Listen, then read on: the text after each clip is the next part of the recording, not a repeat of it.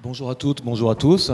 Merci infiniment pour cette invitation. C'est un plaisir, Pascal, d'intervenir à vos côtés. C'est un plaisir d'intervenir pour l'espace éthique, pour évoquer effectivement cette réflexion sur le refus de soins, sa signification, le refus de soins notamment pour les personnes effectivement en situation de handicap, sa signification pour le droit.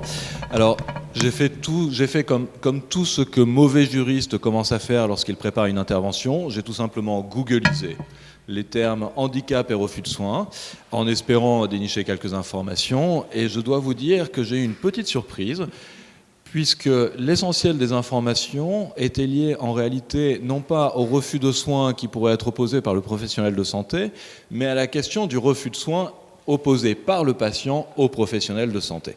Et quand je vous dis l'essentiel des réponses, je vous parle de 99,99% des réponses. Donc ça donne effectivement déjà un premier regard sur l'appréhension du terme de refus de soins au niveau des requêtes qui sont formulées, puisque vous savez que l'algorithme de Google est lié effectivement aux requêtes. Comme si, comme vous l'aviez parfaitement montré, le refus de soins était implicitement considéré comme une sorte d'obstacle ou de choses habituelles dans le parcours de soins des personnes et des personnes handicapées en particulier.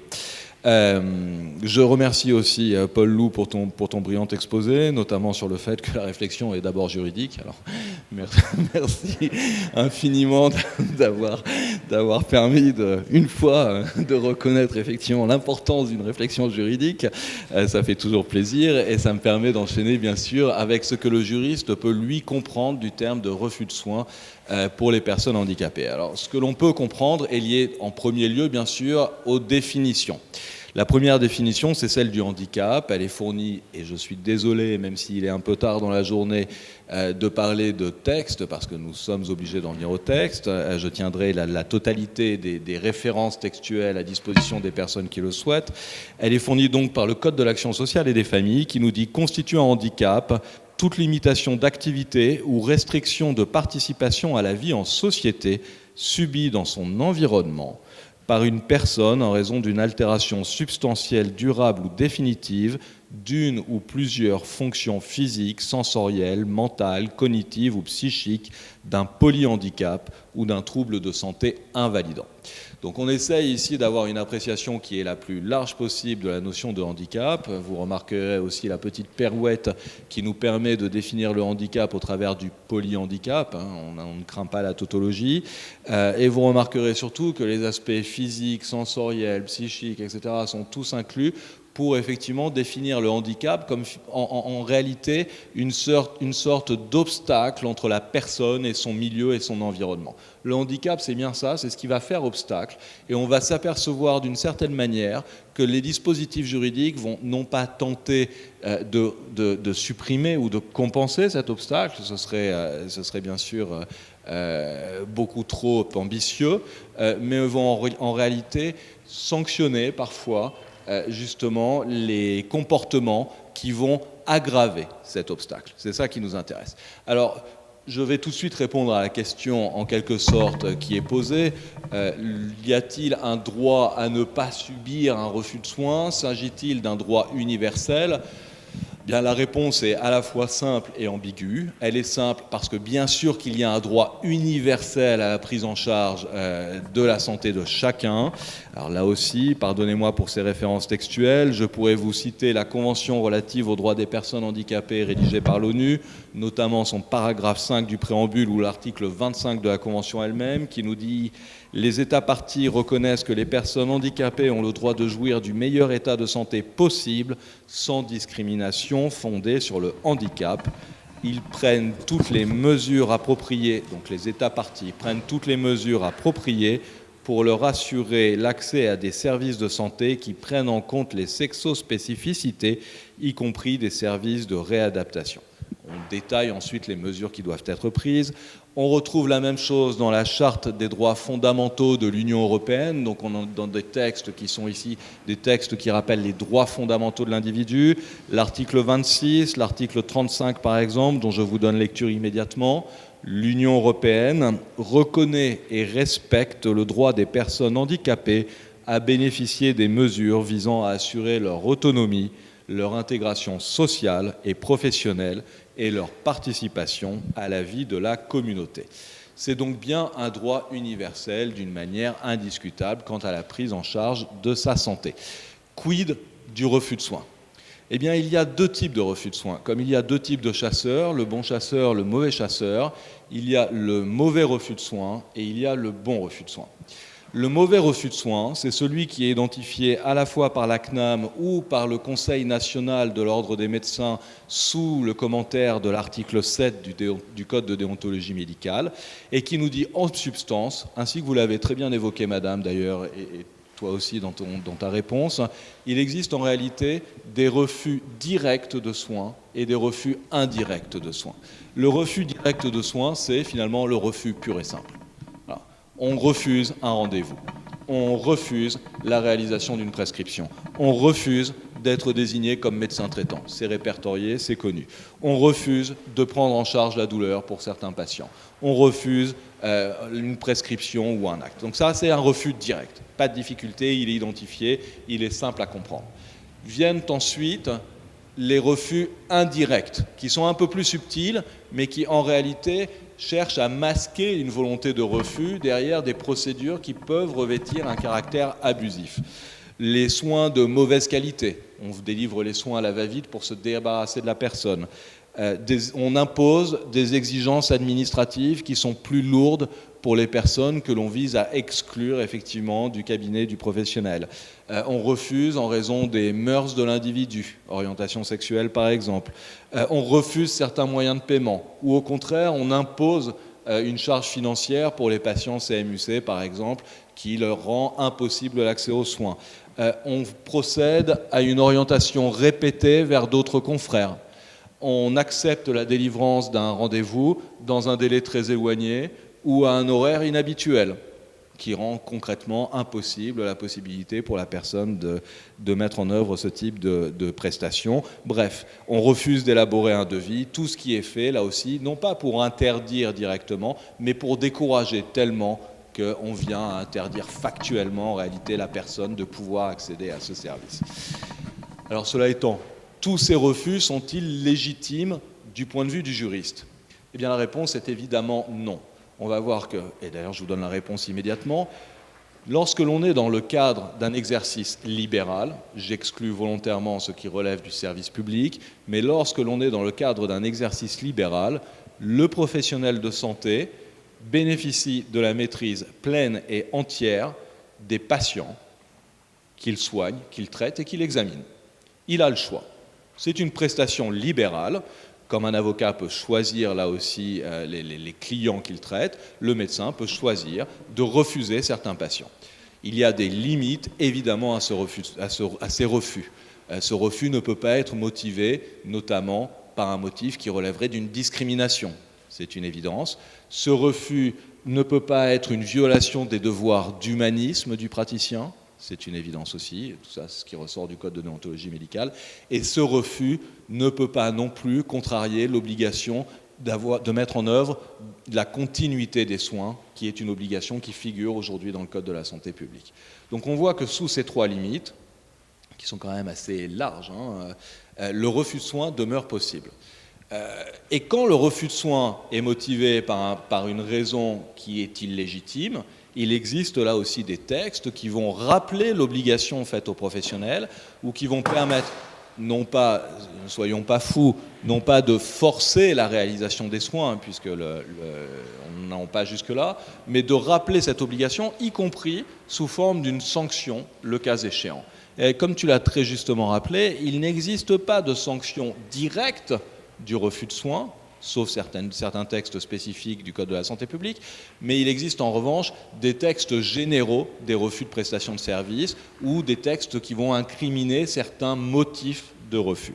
Alors quant aux textes qui permettent effectivement de rappeler l'obligation, bien, vous m'excuserez là aussi, je vous donne la liste, l'article L1110-1 du Code de la santé publique qui rappelle que chacun a droit à un égal accès aux soins et à la continuité des soins.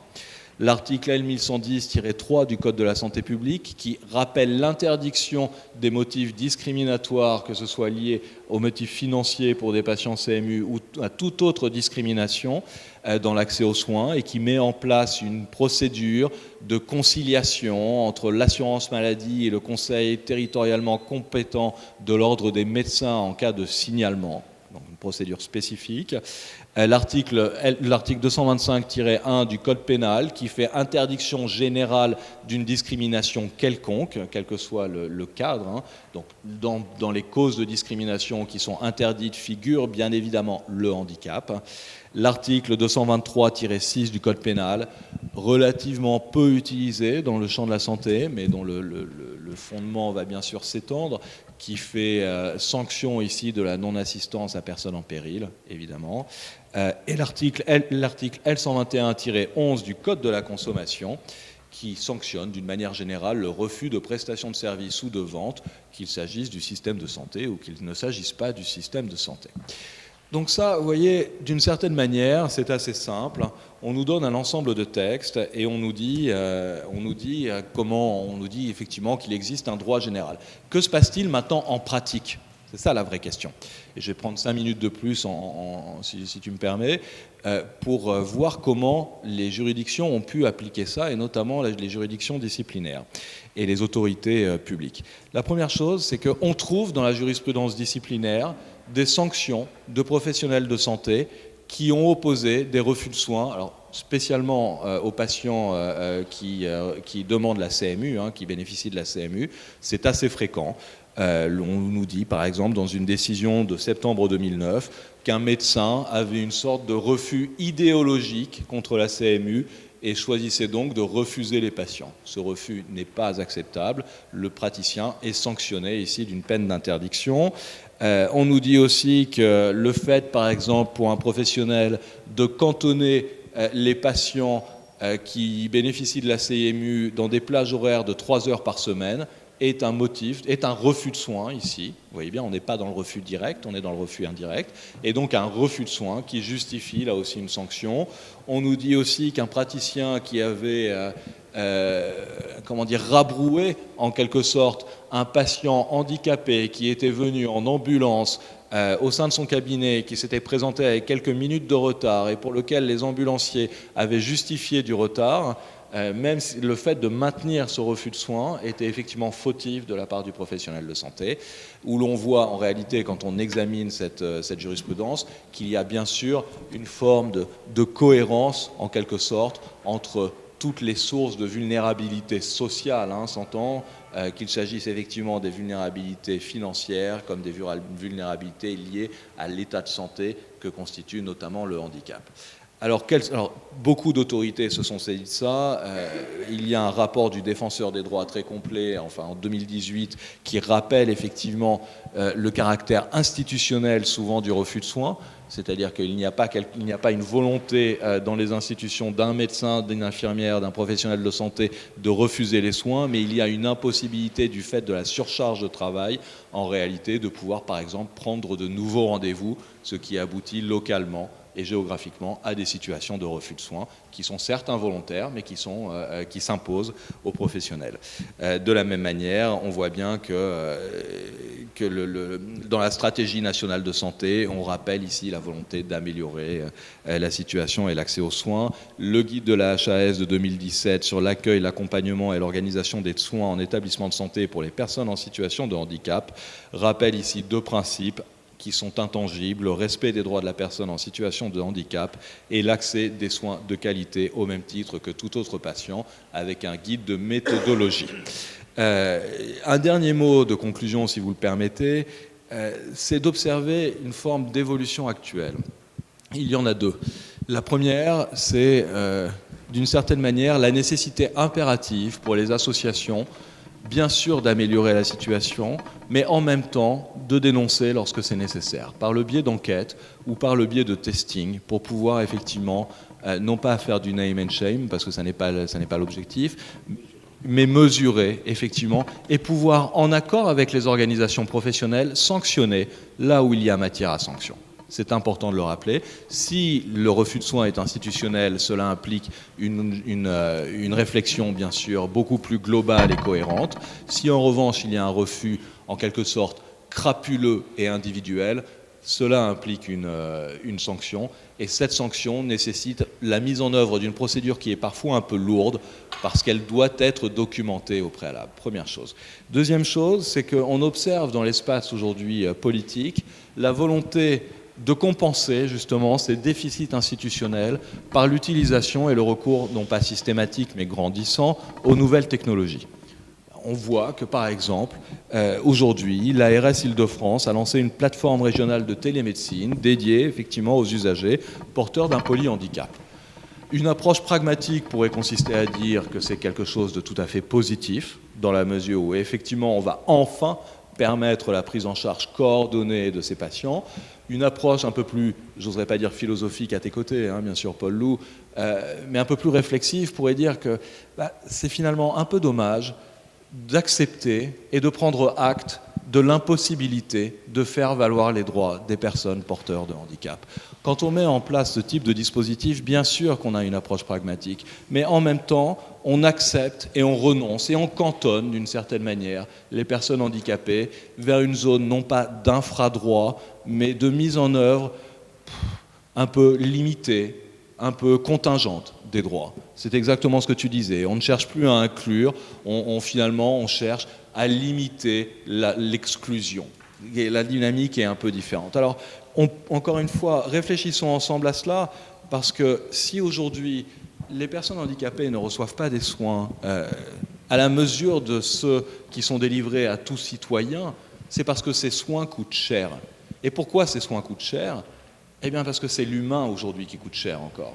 Et tant qu'on est dans cette dynamique où l'on considère effectivement que l'humain coûte cher, il y a encore quelque chose à sauver dans notre système de santé et dans notre appréhension des soins et du refus de soins. Je m'inquiéterai le jour où on considérera justement que finalement, ce sont les technologies, les nouvelles technologies qui doivent être privilégiées plutôt que l'homme, et que l'homme sera relégué à une valeur qui sera inférieure. À ce moment-là, il sera trop tard. Saisissons-nous ensemble de ces opportunités tant qu'elles existent. Je vous remercie pour votre attention.